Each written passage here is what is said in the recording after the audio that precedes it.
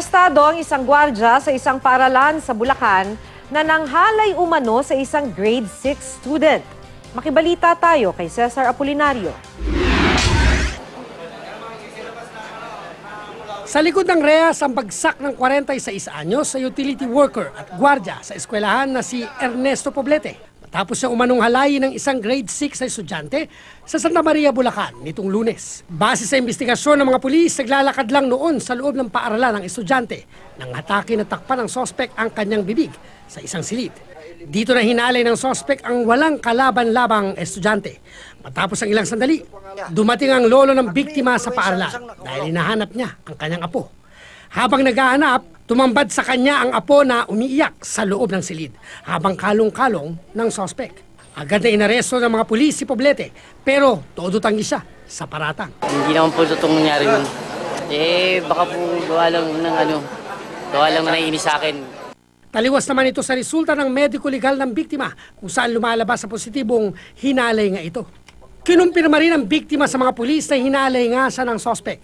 2 beses na raw siyang pinagsamantalahan ni Poblete. Una noong brigada eskwela nitong Abril at ang huli ay nitong Lunes. Git pa niya, tinatakot siya ng sospek na papatayin siya at ang kanyang pamilya kaya hindi siya nakapagsumbong.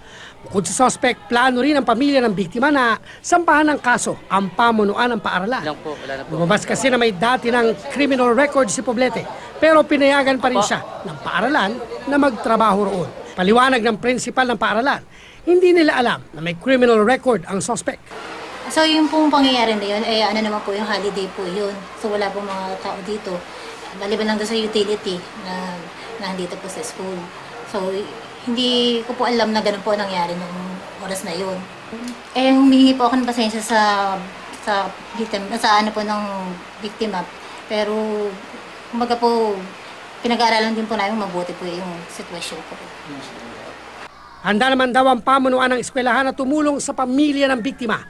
Naharap ngayon ang sospek sa mga kasong 2 counts of rape at 2 counts of child abuse. Base sa National Baseline Study on Violence Against Children ng United Nations Children's Fund o UNICEF na inilathala noong 1 taon.